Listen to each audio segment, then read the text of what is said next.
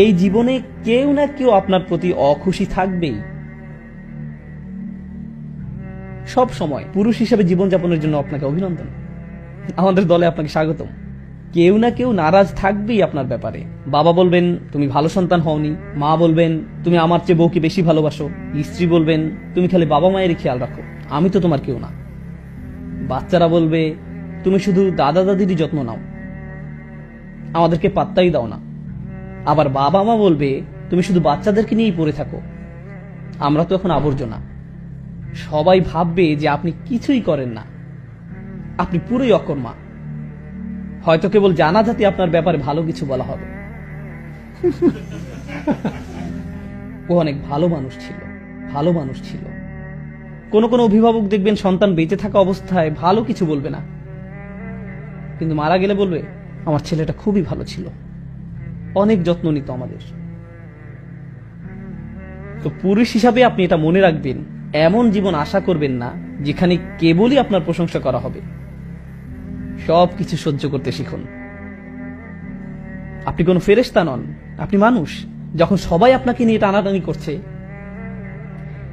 কেউই আপনার প্রতি সন্তুষ্ট না, তখন কোনো না কোনো সময় আপনি ভেতরে কিছুটা ভেঙে পড়বেন।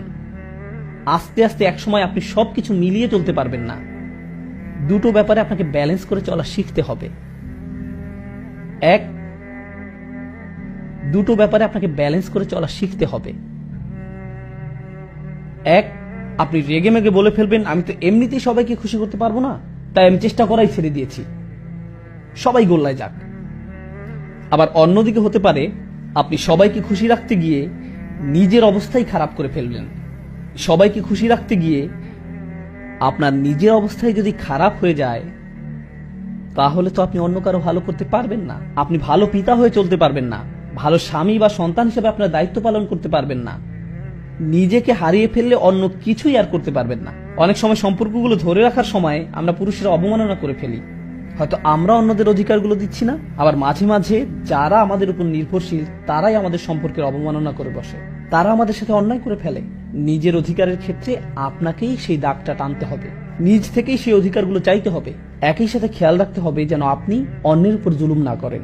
আমরা এমন সমাজে বাস করছি যেখানে ধরে নেওয়া হয় কোনো খারাপ কিছু ঘটলে তার জন্য পুরুষই দায়ী। সবসময় পুরুষই দায়ী না। কোরআনের বর্ণনায় অনেক বিশৃঙ্খলার কারণ পুরুষ, আবার অনেক ক্ষেত্রে নারী। মানুষেরাই বিশৃঙ্খলাকারী। মানুষের মাঝেই লোভ আছে, সে বেশি পেতে চায়, সে কখনো সন্তুষ্ট হয় না। আর আপনি যেসব সম্পর্কের মাঝে যুক্ত তাতে সকলেই সবসময় আপনার কাছ থেকে বেশি পেতে চায়। আপনাকেই সেই সীমারেখা টানতে হবে। আর ঘুমোতে যাওয়ার সময় আপনি যেন বলতে পারেন আমি সবার সাথে ইনসাফ করে চলেছি, আমি আমার স্ত্রী সন্তানদের কম দেইনি, আমি আমার কর্মক্ষেত্রে ঠিক থেকেছি, আমি আমার বাবা মায়ের অধিকার লঙ্ঘন করিনি। আর আপনার বাবা মাকে বাস্তবিকভাবে বুঝিয়ে বলতে হবে যে আপনি আপনার সর্বোচ্চ চেষ্টাটা করেছেন। বাস্তবিক অর্থে বলছি, বাস্তবিক অর্থে বলছি, আমি আদর্শিকভাবে বলছি না, বাস্তবিক অর্থে বলছি। কুরআন বাবা মায়ের অধিকার খুবই গুরুত্ব দিয়েছে। ইব্রাহিম আলাইহিস সালাম কি তার বাড়ি ছেড়ে চলে যাননি? হ্যাঁ, গিয়েছেন। তিনি সেখানে থেকে যেতে পারতেন, না তাকে মারধর করা চালিয়ে যাওয়া হতো। অনেক সাহাবীদেরকেই খুব কঠিন অবস্থার সম্মুখীন হতে হয়েছিল, যেমন সাদ ইবনে আবি ওয়াক্কাস রাদিয়াল্লাহু তাআলা। তার মা বলেছিলেন আমি না খেয়ে মরে যাব কারণ তুমি মুসলিম হয়েছো। আমি ইসলামকে ঘৃণা করি, আমি তোমার মুসলিম হওয়া মেনে নিতে পারবো না। অথচ তার মা একাকী তাকে লালন পালন করেছিলেন। মাকে কিছু না খেতে দেখে তার নিজেরই খুব খারাপ লাগছিল, কিন্তু তিনি ইসলাম ত্যাগ করতে পারেননি। অনেক সময় মানসিক অত্যাচার শারীরিক নির্যাতনের চেয়েও অনেক বেশি কাঁদায়। আর সেই মানুষগুলো আমাদের বেশি কষ্ট দেয়, আর সেই মানুষগুলো আমাদের বেশি কষ্ট দেয় যারা আমাদের বেশি আপন, যারা আমাদের বেশি আপন। শারীরিক নির্যাতনের ক্ষেত্রে চিহ্নগুলো আমরা দেখতে পারি, কিন্তু মানসিক অত্যাচার চিহ্নিত করা কঠিন। আমার আজকের আলোচনার বিষয় দুটি। এক, নিজের দিকে ভালোভাবে তাকিয়ে দেখুন আপনি নিজে দোষী কিনা, আপনি অবিচার করছেন কিনা। দুই, নাকি আপনার উপরই কোনো অবিচার করা হচ্ছে। আপনার উপর অনেক বিষয় নির্ভর করে। যদি আপনার প্রতি অন্যায় চলতে থাকে তাহলে একসময় আপনি ভেঙে পড়বেন, নিজের দায়িত্বগুলো ঠিকমতো পালন করতে পারবেন না। সুতরাং অন্যকে খুশি করা নিয়ে দুশ্চিন্তা করবেন না। মানুষকে সন্তুষ্ট করা এমন এক গর্ত খোঁড়ার মতো যার কাজের কোনো শেষ নেই। আপনার কাজ তাই আল্লাহকে খুশি করা। আপনি যদি এখনই মারা যান, তাহলে যেন আল্লাহর সামনে দাঁড়িয়ে পূর্ণ চেতনা নিয়ে বলতে পারেন, এ আল্লাহ, আমি কারো অধিকার কম দেইনি, আমি কারো প্রতি অবিচার করিনি। আমি জানি তারা সবাই হয়তো এমনটা মনে করে না, কিন্তু তুমি আর আমি জানি আমি কতটুকু করেছি বা করিনি। এটাই ইহসান। ইহসান হলো আত্মসচেতনতা। আপনি যদি অন্য মানুষের স্ট্যান্ডার্ড অনুযায়ী চলতে চান, তাহলে আপনি যাই করেন না কেন আপনার 12টা বেজে যাবে, আপনার 12টা বেজে যাবে। আমাদের মা বাবারা হয়তো এমন পরিবেশে বড় হয়েছেন যে আপনি হয়তো কোনো হাসপাতালে কার্ডিয়াক সার্জারির হেড, বা আপনি হয়তো আপনার ভাই বোনদের মধ্যে সবচেয়ে ভালো, কিন্তু তাও তারা বলবে, তোমার কাছ থেকে আমি আরো বেশি আশা করেছিলাম। বাকি সবাই আপনার তারিফ করে, কিন্তু তারা বলবে, তুমি এমন কেন, তুমি আমাকে হতাশ করলে। কোনো কিছুই যথেষ্ট হবে না, এটাও ঠিক আছে। তারা হয়তো ভাবে যে আপনি যথাযথ ভালো হতে পারেননি। আপনার স্ত্রীও এমনটা ভাবতে পারেন। তিনি হয়তো আপনাকে ছোট করে কথা বলেন, এমন ভাবে কথা বলেন যেন আপনি কোনো আবর্জনা। সন্তানেরা হয়তো আপনাকে কষ্ট দেয়, আমি জানি না, কিন্তু একটা কথা মনে রাখবেন, আল্লাহর সাথে আপনাকে সৎ থাকতে হবে। আপনি যাতে বলতে পারেন, আমি আমার দায়িত্ব ঠিকমতো পূরণ করেছি, আমি কারোর সাথে অন্যায় করিনি। এটাই হলো ও আবুদুল্লাহ ওয়ালা তুশরিকু বিহি শাইআন ওয়া বিল ওয়ালিদাইনি ইহসানা। এটুক ঠিক করে চলাই একটা বড় কাজ। এরপর তারা যাই বলুক, সেই ভার আল্লাহর কাছে, সেটা আল্লাহ আপনার উপর চাপিয়ে দেননি। এরপর আসে নিকটাত্মীয়দের কথা, তাদের দিকেও খেয়াল রাখতে হবে। প্রতিবেশীর অধিকার, তাদের দিকে খেয়াল রাখতে হবে।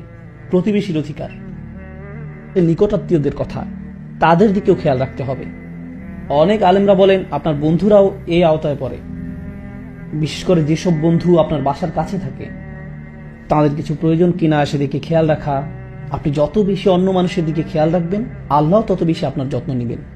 এদিক থেকে ভাবলে এটা আসলে নিজের দিকেই খেয়াল রাখা।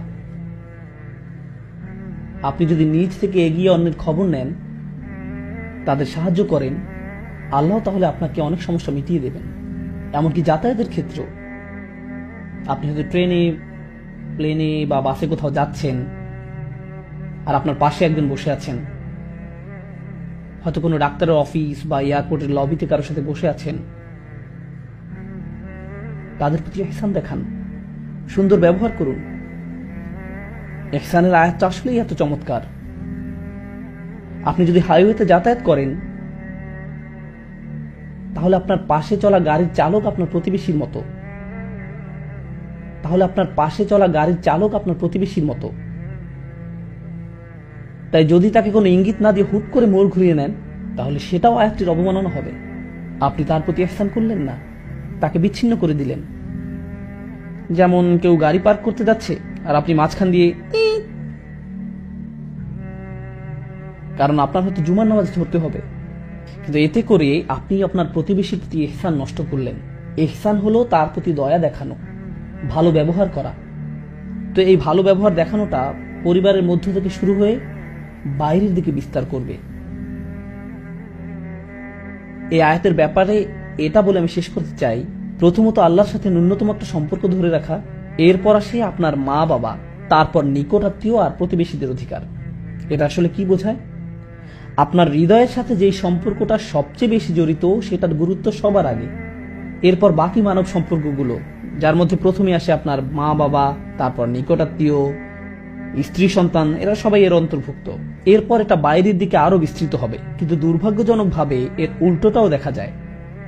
সমাজে আপনি কাউকে দেখতে পান যিনি অনেক ভালো, অন্যদের সাথে ভালো আচরণ করেন, সালাম বিনিময় করেন, খুবই ভালো লোক, কিন্তু যখন তিনি বাসার দরজা লাগান, তারপর তিনি ফেরাউনের মতো হয়ে যান। আপনি তাকে চিনতেই পারবেন না। ওনার কি হলো? তার কণ্ঠ বদলে যায়, মেজাজ নষ্ট হয়ে যায়, মনে হয় তিনি যেন অন্য কেউ, তিনি যেন অন্য কেউ। আল্লাহ আমাদের এই সম্পর্কের সিরিয়ালটা দিলেন, কারণ বাইরের সবার সাথে ভালো ব্যবহার করে কোনো লাভ নেই যদি আপনি মা বাবার সাথে ভালো ব্যবহার না করেন, কিংবা আপনার স্ত্রী বা সন্তানদের সাথে ভালো ব্যবহার না করেন। প্রথমে যদি এটাই না করতে পারেন, তাহলে বাইরে যা দেখান তার পুরোটাই আপনার মিথ্যা, এর কোনো মূল্য থাকবে না। এজন্য এই আয়াতটা নিয়ে বাস্তবতার প্রেক্ষিতে কথা বলতে চেয়েছিলাম। আমি বুঝি যে পুরুষরা অনেক চাপের মধ্যে